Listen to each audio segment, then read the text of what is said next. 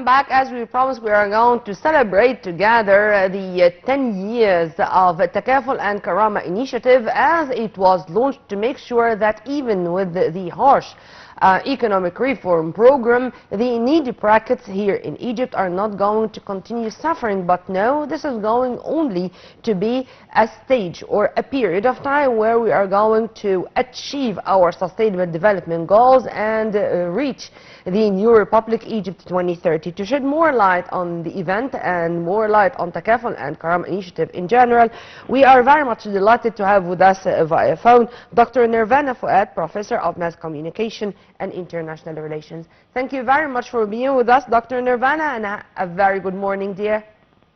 Good morning, dear. Have a great morning to all of you. Thank you very much.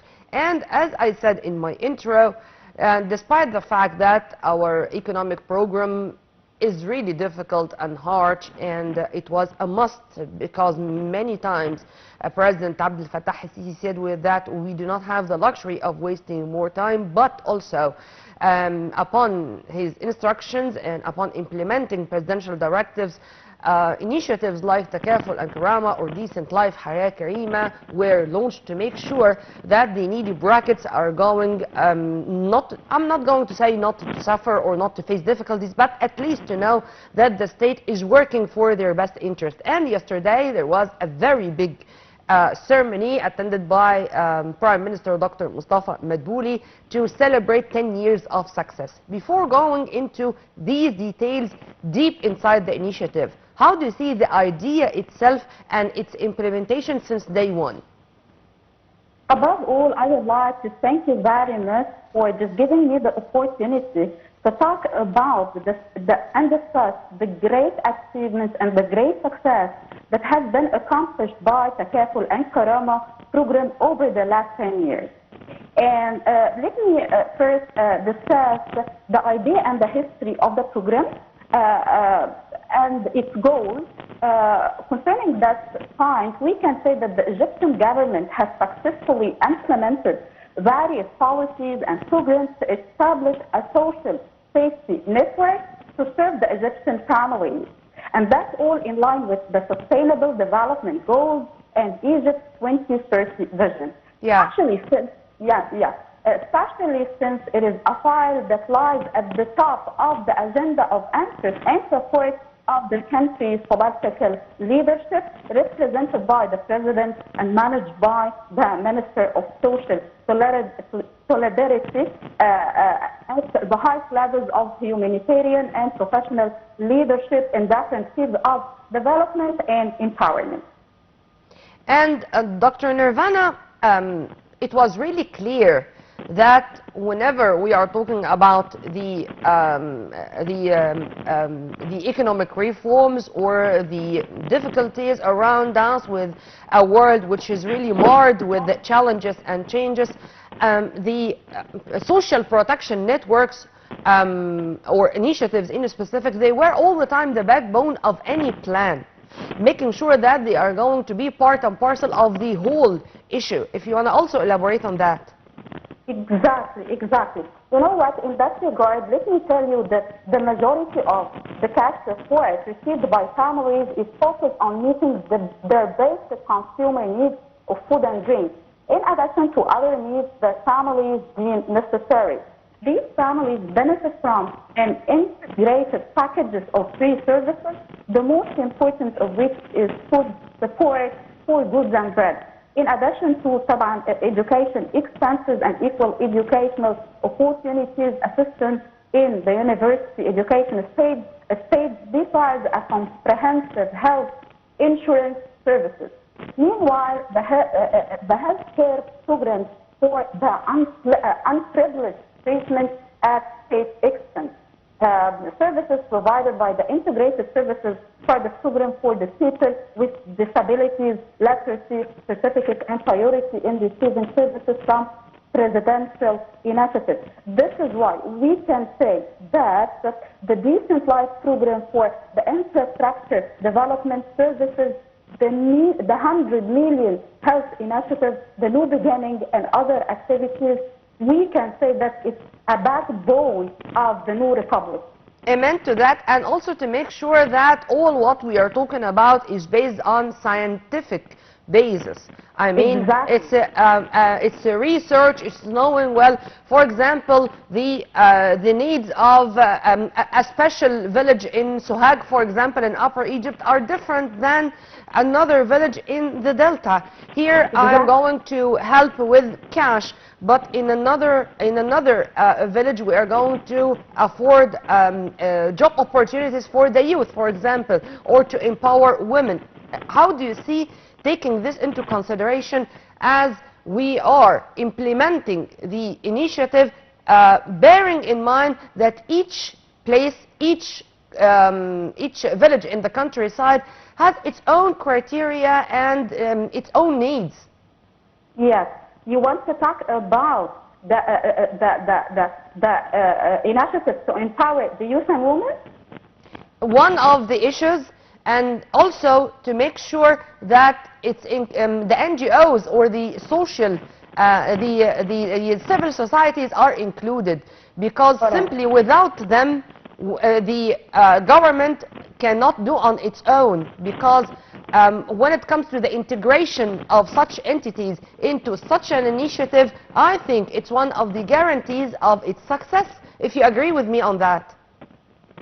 Exactly, exactly. You know what? Let me talk first about the initiative to empower youth and women. Yeah. You know what? From the beginning of the program, the Egyptian state focused and exerted great efforts to empower youth and women by expanding economic empowerment efforts and entrepreneurship initiatives of youth and women through the rural industry support, which serves as the financing arm for small and micro enterprises, with a focus on the agricultural, livestock, and rural manufacturing sectors. Also, the ministry services are not limited to financial support only. They are also include non-banking services such as specialized training in entrepreneurship and building administrative, financial and technical capabilities. This is why we can surely say that the initiative or the program has helped very much in empowering the youth and women. Amen to that. But still, I cannot say that the road was rosy and there were no obstacles on the way. Of course, there were some difficulties, and let's not say difficulties. There are challenges on the way. In your opinion or in your vision, Dr. Nervana, what were the most important obstacles on the way, and how the government or how those who are behind the success of the initiative were able to defeat all of them? You know what? I'll tell you what. As you just said, the way it was not that much rosy. This is why from day one, the Ministry of Social Solidarity has been committed to exerting the greatest possible efforts, which has borne fruit in the comprehensive development of the infrastructure of social solidarity offices, the number of which has reached no fewer than 3,000 across the country. The ministry has also established an automated information system based on national RG number to provide cash assistance with the highest possible levels of technical and procedural governance and transparency throughout all the stages, starting with citizens applying for cash assistance. And at this stage, the program ensures the family's social status falls below the poverty line. The program then issues smart cash support cards bearing the logo of the Central Bank National Payment Network. The program routinely monitors any data updates to the beneficiary family's file. This is why we can say that at the beginning of the program, and as what happens in any new program, there was challenges, but by the insistence and the determination of the Egyptian ministry to make this project successful, they managed, I can say they managed to overcome all those challenges. And in a world which is now developing I'm not going to say a day after the other, but an hour after the other, a minute after the other, when it comes to the latest technologies with digital transformation, with even AI, artificial intelligence. And it was said more than once, whether by the president or by our top executives, that this is the future and this is the tomorrow of the coming generations. How do you see the impact of digitization or digital Egypt on such an initiative? I'll tell you what, in the age of digital transformation and AI and the digital media and digital revolution, the program has been hugely affected by the digital transformation processes. Since the Ministry of Social Solidarity has established an automated information system based on the national ID to provide cash assistance with the highest possible levels of technical and procedural governance and transparency, passing through all the stages. This is why we can say, starting with citizens applying for cash support until the program reach the beneficiary families, all these processes have used and have benefited of the digital transformation processes that hugely impacted the infrastructure of the computing systems and that sort of thing. Dr. Nervana, also when it comes to international challenges, like the one of COVID-19, for example, like the one of the Russian-Ukrainian conflict, which unfortunately resulted in very big issues or very big problems in the supply chain, in the food security and stuff like that. The Egyptian government was very much keen to take these things into consideration and to amend all the way the steps taken to make Takaful and Karama, in addition to Decent Life Initiative, as the bigger or the biggest umbrella of such initiatives, stories of success on the ground. How do you see the way we dealt with such crises, as I mentioned, only two examples during the way, and the future plans for Takaful and Karama and similar initiatives to make sure that we are going to amend our steps taken on the ground, or to all the time go with the flow without letting the most needy brackets suffer? Yes, I totally agree with you that the Egyptian government has managed to pass all these difficult times, starting from COVID-12, in addition to the Ukrainian war and that sort of thing. But I would like to tell you that the Ministry of Solidarity aims to intensify the economic empowerment services for deserving groups, both directly through its own programs and indirectly through the partnerships of civil society organizations, as more than 1.2 million people have benefited from the services until date. Through initiatives affiliated with the ministry, including the National Foundation for Family and Community Development, the General Organization for Solidarity, and the Nasser Social Bank. Also, the ministry currently aims to expand its economic empowerment efforts through the rural industry support, and which serves as the financing arm for small and micro enterprises. This is why we can say that not also the Egyptian government has succeeded to pass the difficult times, but it also aims to extend and increase all the initiatives during the coming period to let all or the majority of the Egyptian families get used and get benefited of that program. Final question, Dr. Nervana. As you've kindly mentioned, we are talking about millions of people. So Takaful and Karama became a role model. And Hayat Karima, by the way, became a role model when it comes to initiatives like that. And it's now implemented in different other states, particularly in our dear black continent. How do you see the initiatives launched by the Egyptian government to be role models for other countries? Yes, I tell you what, there was a major achievement from this program since the last 10 years. I tell you what, the Takaful and Karama program has brought many gains as a more developed and governed form of the cash support program. The most important gains were the efficiency of geographical targeting based on poverty maps, social targeting of families most in need of care, gender targeting of women, adopting the approach of conditional cash support, in addition to investing in people besides the partnerships that make families responsible for the social development of their individuals and communities.